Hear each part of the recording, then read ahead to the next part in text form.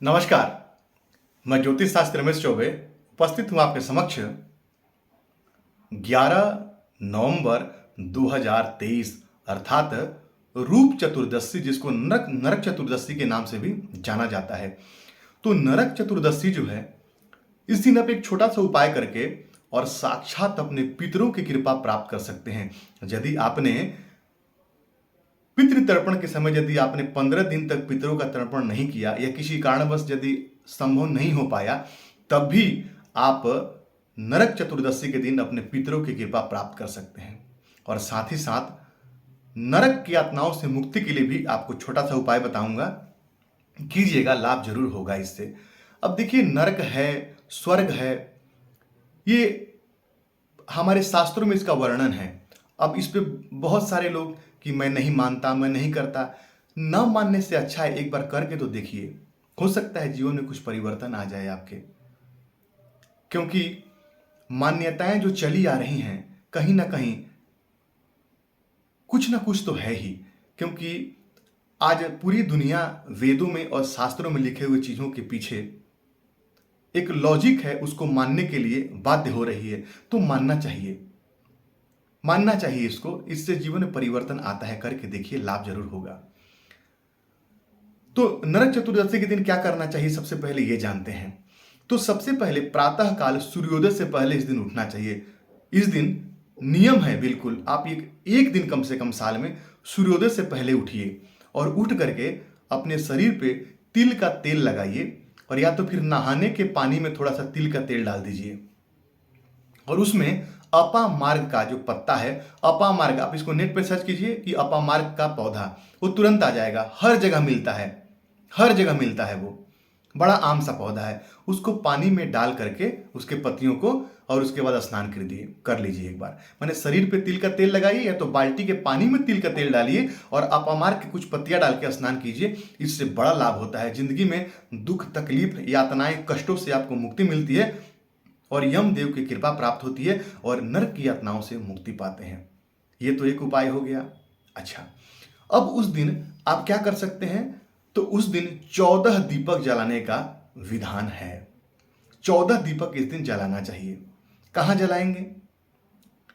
तो इस दिन देवालय में अर्थात मंदिर में जाकर के और 14 दीपक एक लाइन से रखिए और वहां पे जलाइए। बत्ती का जो जो दीपक की जो बाती होगी वो एक मुखी बाती बनाइएगा। गोल वाला जो अंदर बाती रखते हैं वो मत बनाइए, एक मुखी बाती बनाइए। और पहले नीचे थोड़ा सा चावल या पुष्प बिछा दीजिए और पुष्प के ऊपर दीपक रखिए। डायरेक्ट जमीन पे दीपक नहीं रखना चाहिए। और आप वहां पे सारे दीपक का जो मुंह है वो दक्षिण दिशा की तरफ होना चाहिए। और एक लाइन से दीपक को जलाइए और अपने पितरों को हाथ जोड़ करके और प्रणाम कीजिए और कहिए जो कोई गलती इत्यादि हमसे क्षमा करें और हमारी उन्नति और तरक्की करें, आपकी कृपा हमें प्रदान हो, ऐसा प्रार्थना करिए। मान लीजिए मंदिर नहीं जा पाएंगे तो अपने घर के मंदिर में कर लीजिए बैठ करके, लेकिन बाती का जो मुंह है दीपक के वो दक्षिण की तरफ ही होगा। यदि आप घर में भी नहीं कर पाते हैं तो एक काम कीजिए, आप छत पे अपने कर लीजिए। अपने छत पे भी जाके इस उपाय को आप कर सकते हैं। और अगले दिन यदि आप मंदिर में जलाते हैं तो ठीक है, सुबह में यदि आपका मन करे तो आप वहां से भी जाके उठा के हटा सकते हैं। नहीं तो अपने घर में या छत पे जलाते हैं तो प्रातः काल उसको उठा करके और जल में जाकर के विसर्जित कर दीजिए, किसी अच्छी जगह पे डाल दीजिए। ये जो जितने भी जो दीपक होंगे वो सरसों के तेल के दीपक होंगे, ये बात याद रखिएगा आप। सरसों के तेल का दीपक ही जलाना है।